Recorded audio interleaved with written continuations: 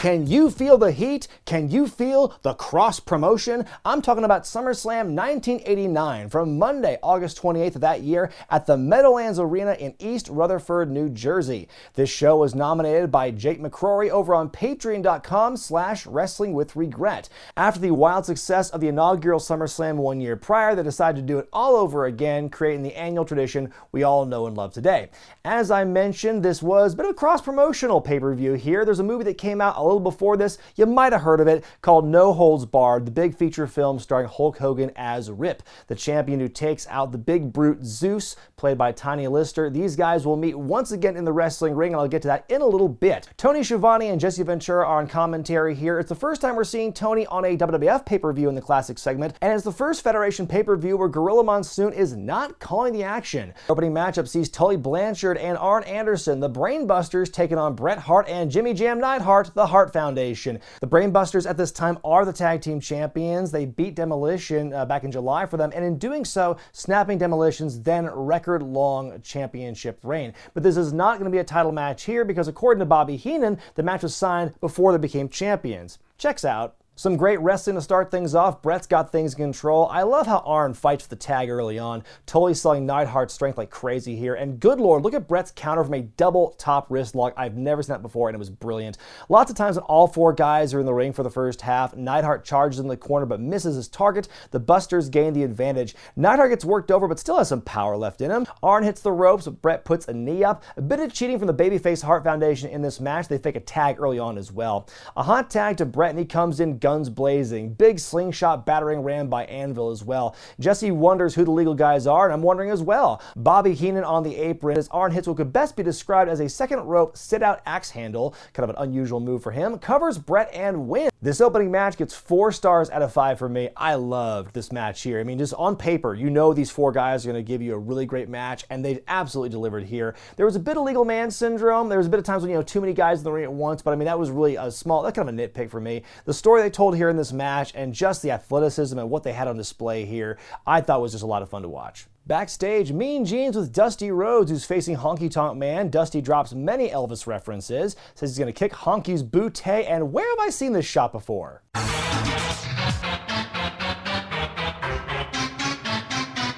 That match is up next as the American Dream Dusty Rhodes takes on the Honky Tonk Man. I love how during the intro for Honky Tonk Man, Jesse on commentary tries to list off names of people Honky has hit with his guitar. He starts at one person and then just gives up. Think of all the big names The Undertaker's defeated to make his legendary WrestleMania streak. Jimmy Snuka, you know the rest. Honky, of course, at last year's SummerSlam lost the Intercontinental title in memorable fashion to the Ultimate Warrior, back for the second ever event. Dusty with the advantage early on, tussles Honky's hair. Jimmy Hart provides the distraction, which allows Honky to hit Dusty with the megaphone. Is it picking up feedback? Now from behind, watch out! It's the megaphone! Honky with the advantage now, Hart getting his shots in as well. Dusty tries to fight out of the chinlock, but Honky stops him multiple times. Rhodes fights back, starts throwing his lefts and rights. Honky hurls Dusty out of the corner into the referee, who hits his head hard on the mat. Honky holds Dusty in place. Jimmy Hart swings the guitar. Dusty moves and Honky gets El Kabong. Match, the crowd fucking loves it. In a confused state, Honky thinks he's Elvis and that Jimmy is Priscilla Presley. A lot of people here to see me sing, so somebody help me find a stage. I give this one 3 stars out of 5. It's a pretty basic match, but these are two of the kind of personalities who don't really need to do much in the match to really get the crowd riled up and everything. I think just their mannerisms and the way they performed in this match really kind of elevated it into something a bit more. So yeah, it's a pretty fun match. Backstage, Demolition and King Duggan talking about their opponents for later, the Twin Towers and Andre the Giant. Duggan looks like a proper goof right now. He's got a bit too many gimmicks on him. He's got the crown, he's got the King's robe, Demolition's mask, and the American flag, and a 2x4, which is gimmick for this show, and it's got its own little crown, and you can tell he's wearing face paint under the mask. Holy shit, how many gimmicks can this guy contain at once? Up next, Mr. Perfect takes on the Red Rooster. It's weird to see someone like Perfect not getting his entrance. There's no music, he's already in the ring already. This is not the Mr. Perfect that I know. Wikipedia says that his pay-per-view debut was at Survivor Series 89, but clearly not true, because I'm seeing him right here in the ring with my own eyes a few months earlier. And oh my word, the Red Rooster, Terry Taylor. You've seen him on here before as the computerized man of the 90s in WCW. Well, Vince McMahon sees you and raises you the Red Rooster. Probably one of the biggest creative injustices to who's objectively a quality wrestler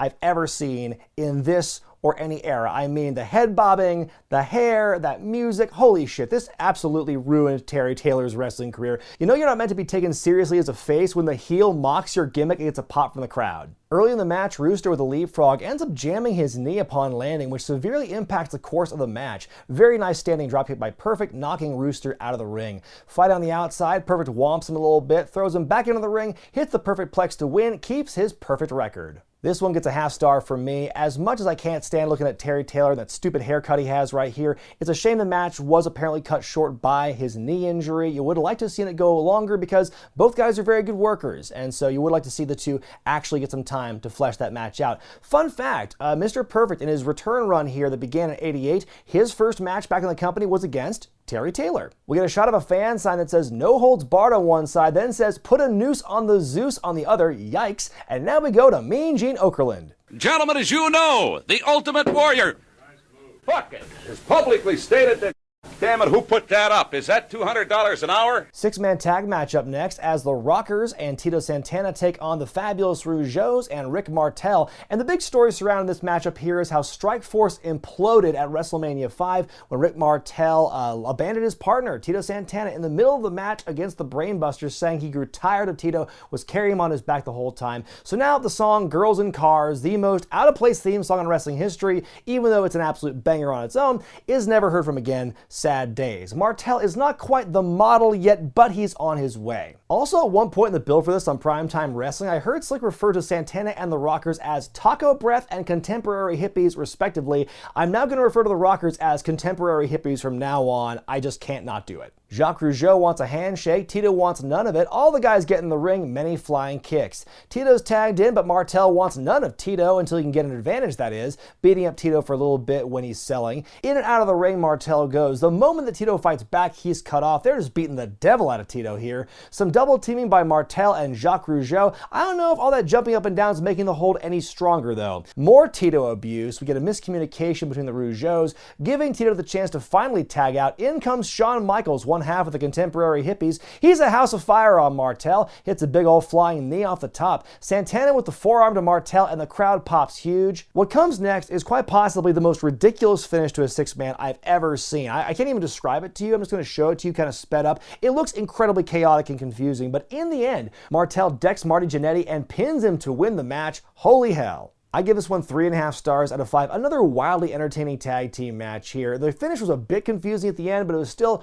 really fun to watch. And just to see all these guys in the ring flying around, these great workhorses kind of showing up here, you love to see it. Intercontinental Championship on the line as ravishing Rick Rude with Bobby Heenan in his corner takes on the former champion, the Ultimate Warrior. This all began back at the Royal Rumble earlier in the year when Warrior and Rude had a super pose down in the middle of the show. In the end, Rude beat the heck out of Warrior with the Lex Flexor, choking him out. Bobby Heenan trips up the Warrior at the end, allowing Rude to win. The feud will continue over the next few months with lots of run-ins and lots of help from Andre the Giant. An important note about the build here, it's not really discussed in the show itself, but if you watch the TV programming building up to the SummerSlam, it's all over the place. Because on Primetime Wrestling, there is a constant war of words between co-host Roddy Piper and former co-host Bobby Heenan, who's been exiled in Studio B after they canceled the Bobby Heenan show. So, but like every single studio insert between the matches on Primetime, there is a constant bickering between Piper and Bobby Heenan. For weeks this goes on. Even after SummerSlam, it keeps going on. At one point, the champion Rick Rude is a guest of Heenan's in Studio B. We get a lot of personal barbs thrown Piper's way from Rude, talking about his family and everything.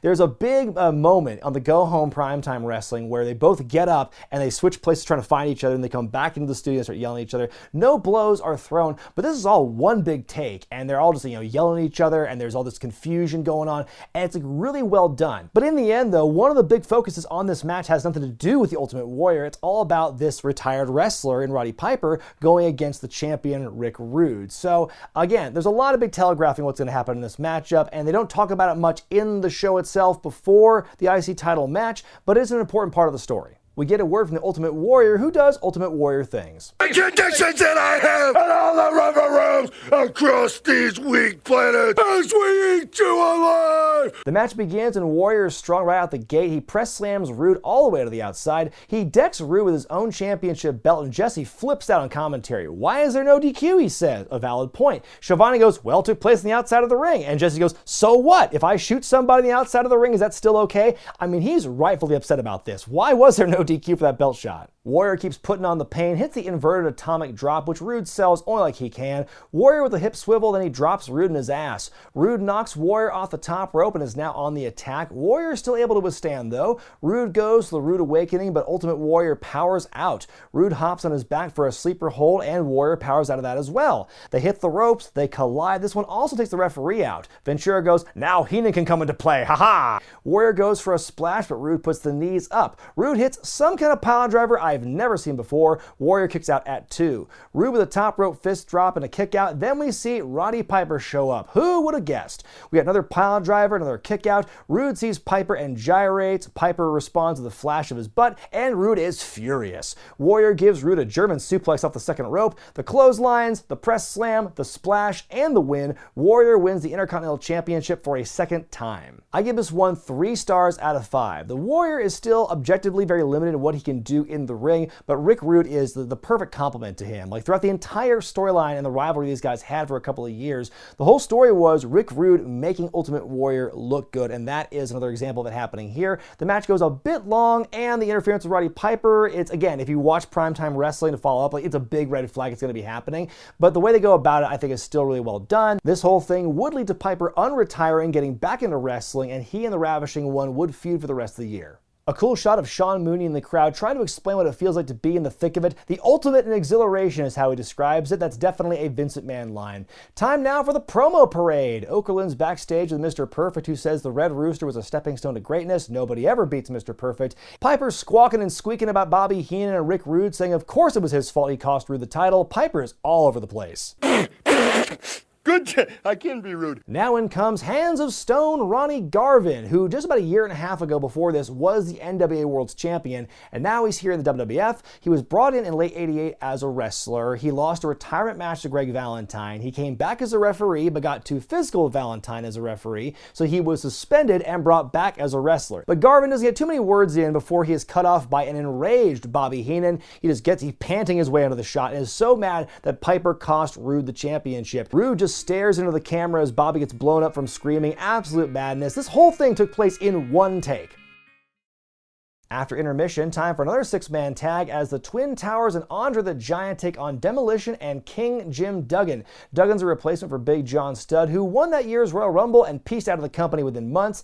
Duggan beat Haku earlier in the year to become the new King of the Ring. This is back when that crown and robe could change hands in matches. Hacksaw reveals the American flag painted on his face, and Jesse calls it a disgrace. Demolition start out hot, putting a beating on Akeem early on. Axe gets cut off in the wrong corner of the ring. In comes Andre, who does some big old sits. Akeem's back in now. Axe gives him the slip, tags in Smash, who is a powerhouse. He slams Boss Man, slams Akeem. Doesn't get to slam Andre though. Andre cuts off Smash. Chaos ensues. There's fighting outside and in. Akeem goes up, hits a second rope splash to Smash. Duggan clocks Akeem with the 2x4. The referee sees none of this. Smash covers Akeem to win. I give this match 1 star out of 5. Of all the tag team matches we see on this show, and there's a good number of them, this is probably the weakest one of the night, but you know, it's just big guys doing big guy things, and it's a good win for Demolition as well, getting their heat back after they lost the tag titles 1 month earlier. Backstage, the $1 Million Man's got some harsh words about Jimmy Snuka. He says Snuka is still a primitive native,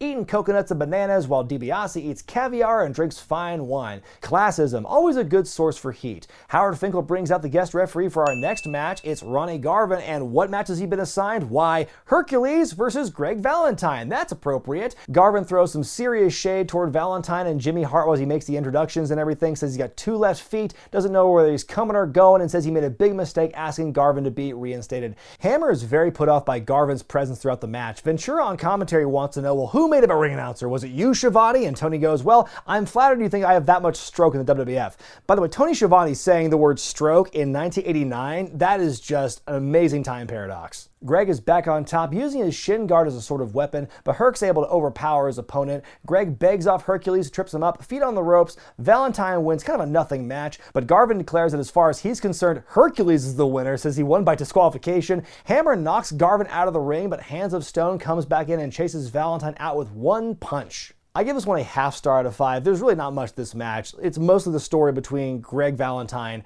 and Ronnie Garvin. And so after what we saw here, Garvin does come back as a wrestler. He would beat Valentine in a submission match at the Royal Rumble to end their feud. Then he'd be gone from the company sometime later in the year. The Macho Man, Sensational Sherri, and Zeus standing over the Cauldron of Madness. They're looking into the future, and Savage goes, "Hulk Hogan, I said this was the end of the road, and I am looking at the end of the road, They make some unfortunate predictions for Brutus Beefcake and Miss Elizabeth as well. In your penultimate match, the $1 Million Man Ted DiBiase takes on Superfly Jimmy Snuka, who's back in the World Wrestling Federation after a 4-year hiatus. He left back at 85 and came back and made an appearance at WrestleMania 5. In between those stints, he worked in Japan, also worked in the AWA, as we talked about in the WrestleRock 86 review. And apparently this is Snuka's first pay-per-view match for the World Wrestling Federation, which when I first heard that blew my mind, but the more I thought about it, it makes a lot of sense because he did leave the company after the first WrestleMania where he was there, but he was a corner man, not in a match. So he missed 4 good years of pay-per-views for the company. So him coming back here,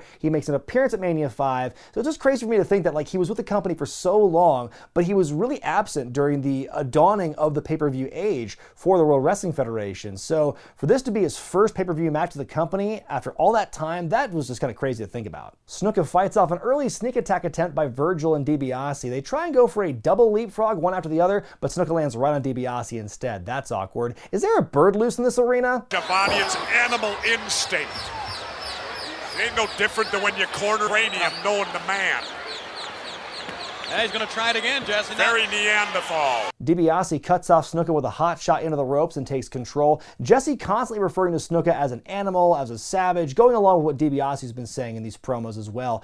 DiBiase going for a trust fall, but Snuka moves, makes a comeback, hits a flying headbutt off the second rope, does not go for the cover though. Goes for the top rope splash with Virgil on the apron, and Ventura goes, "Ha-ha!" The distraction allows DiBiase to attack Superfly on the outside. Ted gets back in the ring and wins via countout. After the bell, Snuka attacks both Ted and Virgil. Poor Virg takes the brunt of the offense here, including a Superfly splash from more than halfway across the ring. I give it 1 star out of 5. I thought the match itself was decent, but I was soured by the count-out finish. But good to see Snuka getting his heat back at the end. The crowd is happy at the end of the segment at least. Snuka in this role in his last run of the company as a full-time wrestler for the next couple of years would kind of serve as that older veteran, putting the younger guys over, including a guy who made his WrestleMania debut 2 years later, some guy called The Undertaker. Sean Mooney's fighting the kids who are mobbing his live shot as he tells us how exciting everything has been. Then we see backstage Hulk Hogan and Beefcake having an interview. The champ Hulk Hogan talks about how he and Brother Brutai rode their Harleys across the Hudson River, and you know what? I'll just let Joe Graham handle this one. But on the way to the Meadowlands today, when we hit the George Washington Bridge, it was at a standstill. So me and the barber, we just looked at each other, brother, and we decided to head for the water, brother. We headed for the Henry Hudson River, and just like Moses parted the Red Sea, that's exactly what happened when the Pythons started heading for the river. And once we crossed the river, Mean Gene, everybody on Interstate 95 pulled off to the side, and the Hulkamaniacs with the stares in their eyes, with their jaws hanging, with the dumbfounded looks, couldn't believe the largest arms in the world hanging on to a pair of ape hangers, ready to do battle. They couldn't believe the gleam in the barber's eyes, and we know why. Don't we, Brutus?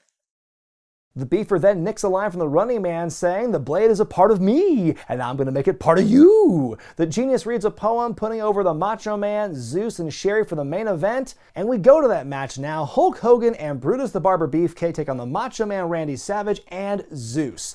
How did we get here? Well, it all begins back at WrestleMania 5 when the Hulkster beat Macho Man for the championship in the main event.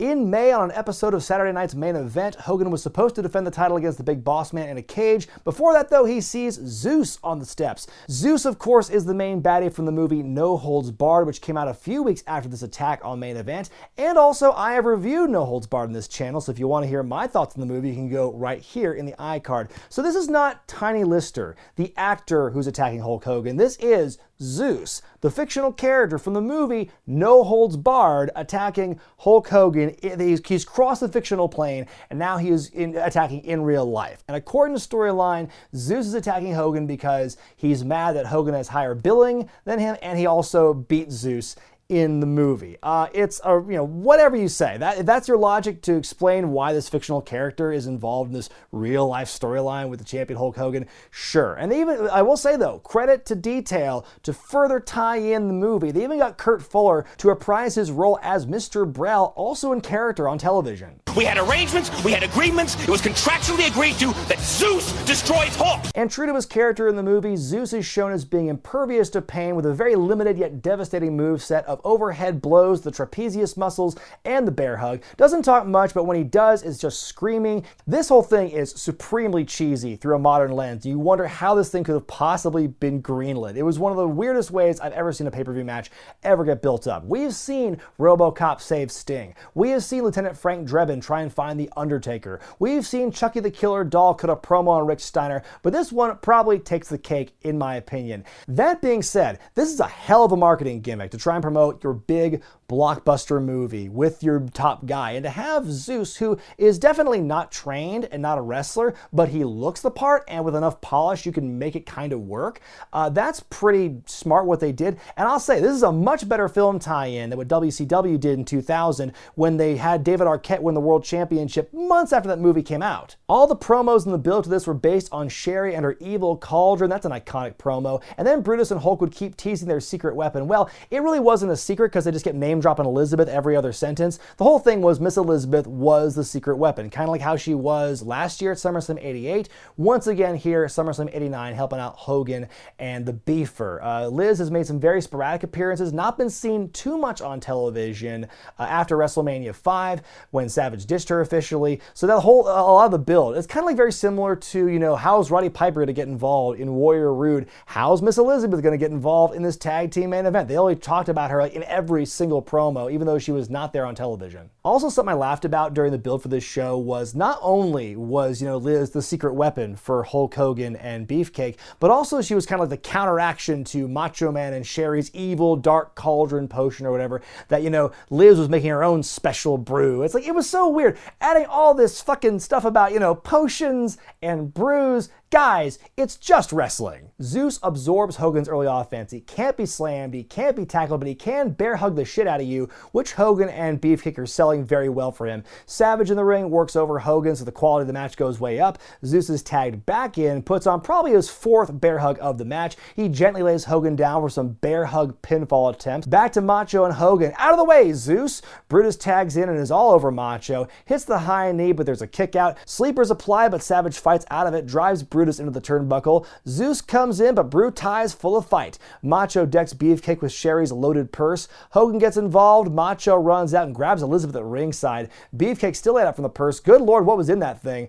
Zeus is beating down Beefcake like he's looking at a mail-order bride catalog while he's doing it. There's some choking. Referee Dave Hebner gets physically involved. A double down with Savage and Beefcake. Hogan's tagged in and attacks Macho. Hits the big boot, goes for a suplex, but Sherri trips Hogan. Savage with the elbow drop, and Hogan pops right back up. Savage is out, Zeus is in. Zeus is weebly wobbly from all the attacks. He finally takes a knee and the crowd explodes. Sherri gets on the ropes, but Elizabeth shoves her down. Beefcake attacks Savage. Hogan grabs the loaded purse and decks Zeus. What a hero. Hogan with the ugliest body slam of the night, hits the leg drop and wins. Sherri's all alone in the ring. Hogan gives her an atomic drop and she walks right into a purse shot by Liz.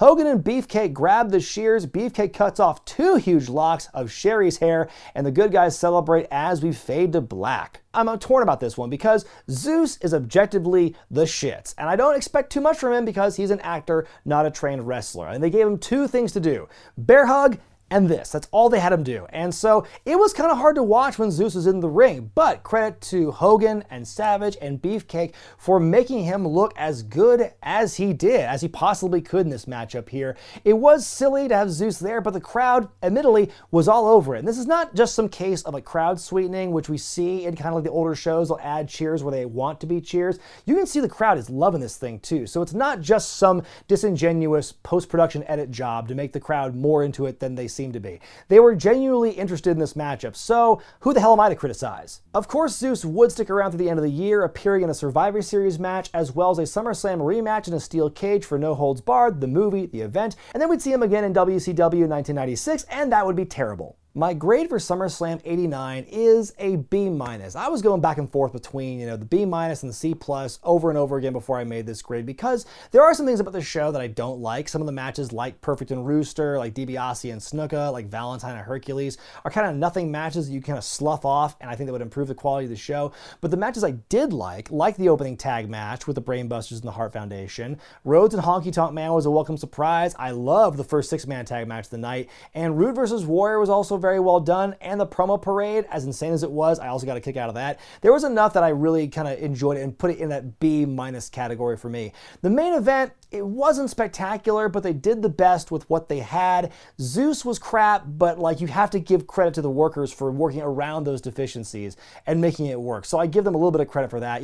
No Holds Barred may have bombed, but the World Wrestling Federation in 1989 was putting out some pretty good stuff. Well, I hope you enjoyed my review of SummerSlam 1989. If you want to play a role in determining which shows I look at, be they good, bad, or somewhere in between, go to patreon.com/wrestlingwithregret, become a $10 backer or above, and you'll have the chance to nominate classic shows in the future. The next classic pay-per-view review is going to be kind of a wonky one due to a scheduling snafu on my part. There's technically, if you look at Wednesday and Wednesday, it's 2 long forms back-to-back, and so I kind of screwed that up. So I want to try and throw in one more bonus SummerSlam before the month is out, but I'm not going to tell you which one it is just yet.